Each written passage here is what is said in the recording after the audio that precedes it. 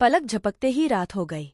शेने अपनी घायल शरीर को धीरे धीरे घर की ओर घसीटते हुए दीवार को पकड़ रहा था। घर पहुंचते ही उसने सबसे पहले अपनी दादी से भोजन की तैयारी करने को कहा। शेने को चोटों से ढका देख दादी ने आंसुओं के साथ पूछा, क्या तुमने आज कुछ खाया नहीं? शेने ने छुपाया, नहीं, आज मैंने किसी को नहीं पकड़ा, इसलिए मैं और खाऊंगा। हालांकि उसे पता था कि इससे वास्तव में कोई फर्क नहीं पड़ता। खाने के बाद शेने अपने कमरे में वापस चला गया। उसने सबसे पहले खुद को बंद कर लिया। फिर वो धीरे धीरे हांफने लगा, जैसे कि किसी बड़ी पीड़ा का सामना कर रहा हो। जब उसने अपनी शर्ट उतारी तो उसका शरीर घनी लाल धब्बों से ढका हुआ था। ये लाल बिंदु नग्न आंखों से दिखाई देने वाली गति से फैल रहे थे। यह वही है, क्योंकि उसके अंदर चींटियां उसके मांस और खून को खा रही हैं। कीट जानवरों को छोड़कर मानव भोजन उन्हें संतुष्ट नहीं करता। मानसिक और शारीरिक यातना शेने के लिए बेहद दर्दनाक थी। लड़के का शरीर चींटियों से भरा हुआ है। इन चींटियों को इधर-उधर भागने से रोकने के लिए उसे छेद को एक बैंडेड से सील करना पड़ता था। हालांकि चींटियां उसे सुपर पावर देती हैं, लेकिन शर्त यह है कि उन्हें हर दिन खाने के लिए कीट जानवर चाहिए होता है। अभी शेने कीट जानवर की खोज करते हुए 2 उन्नत कीट जानवरों के हमले का शिकार हो गया। अपनी जान लगभग खो दी। हालांकि उसने अंत में अपनी घायल शरीर को घसीटते हुए घर वापस लाया, लेकिन कीट जानवरों को खाने का मौका नहीं मिलने के कारण चींटियां उसके अंदर बेतहाशा फट रही थीं।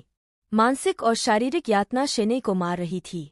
इसी बीच एक फैक्ट्री में एक रहस्यमय महिला सुरक्षात्मक सूट पहने हुए 3 लाशों को खींचते हुए आगे बढ़ रही थी। वो 3 लाशों को फ्रीजर डिब्बे में डाल रही थी।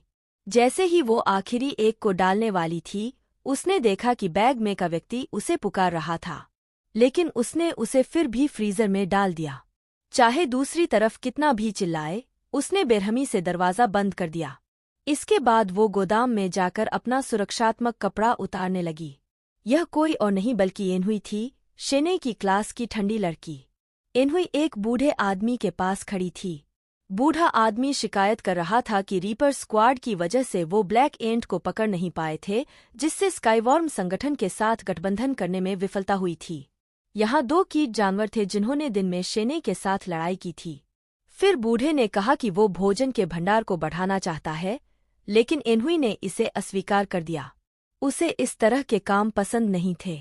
लेकिन बूढ़े आदमी ने अचानक देखा कि एनहुई वही स्कूल यूनिफॉर्म पहने हुए है जो ब्लैक एंट पहनता है। क्या तुम दोनों एक दूसरे को जानते हो? एनहुई ने बूढ़े आदमी का हाथ झटक दिया और जल्दबाजी में इनकार कर दिया। बूढ़े आदमी ने कहा, कोई बात नहीं, जब तक तुम दोनों एक ही स्कूल में हो, तुम्हारे पास उसे मारने का मौका है। लेकिन एनहुई ने फिर से मना कर दिया। ये वो नहीं है जो मैं करना चाहती हूँ।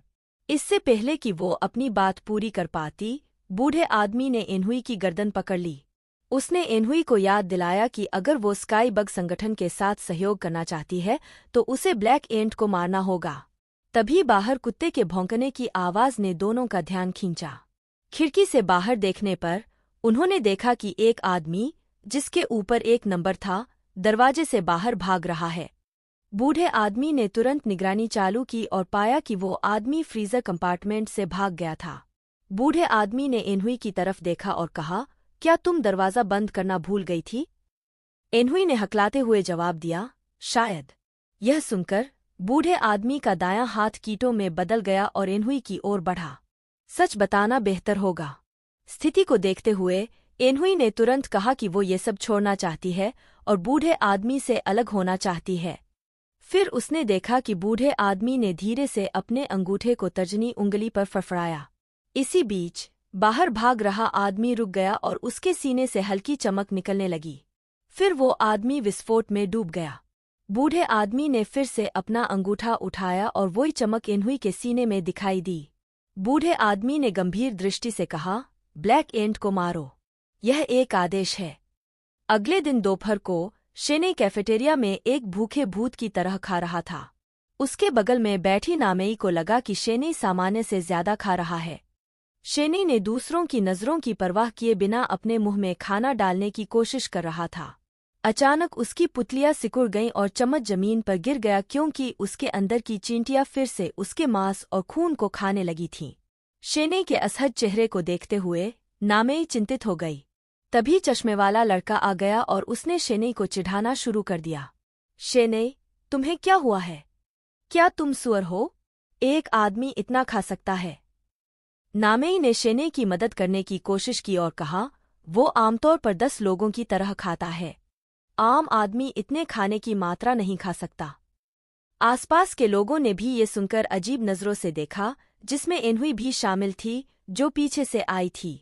चश्मेवाला लड़का स्थिति की गंभीरता को समझे बिना शेने का मजाक उड़ाता रहा। उसे यह नहीं पता था कि शेने पागल होने के कगार पर था। तभी एक और चींटी शेने के मांस में घुस गई। शेने का शरीर हिल गया और उसने चश्मेवाले लड़के को पकड़ लिया। फिर उसे धीरे धीरे हवा में उठाया। जैसे ही शेने उसे खत्म करने वाला था, नामेई ने पीछे से आकर उसे रोक लिया।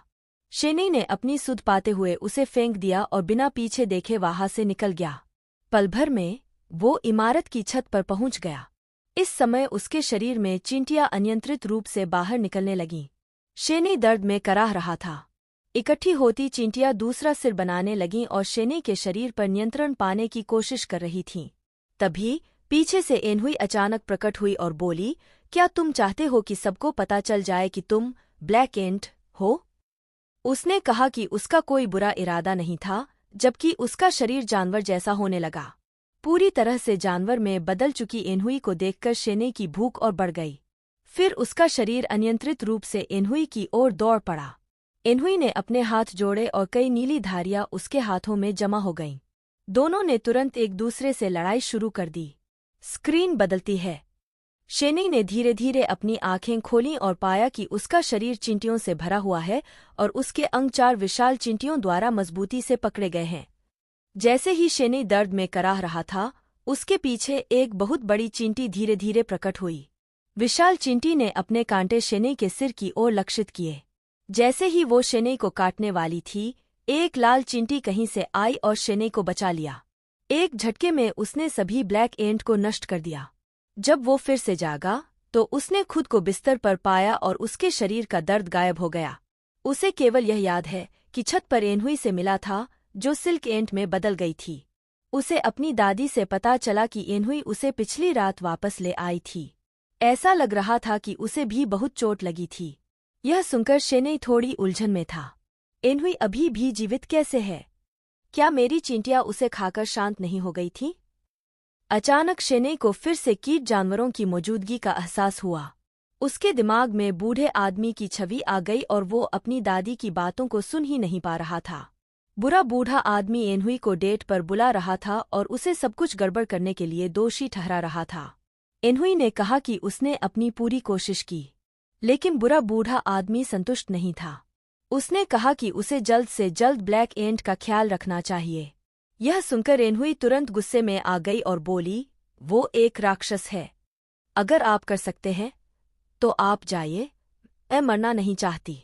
बूढ़े आदमी ने यह सुनकर अपनी आंखों में तीखी रोशनी दिखाई, लेकिन तभी उनके पीछे कदमों की आवाज ने उनके झगड़े को बाधित कर दिया। एक काला आंकड़ा धीरे धीरे पुल के नीचे से उभरा। यह ब्लैक एंट था जो गंध का पीछा कर रहा था। दोनों आदमी चौंक गए और तुरंत जानवर मोड में चले गए।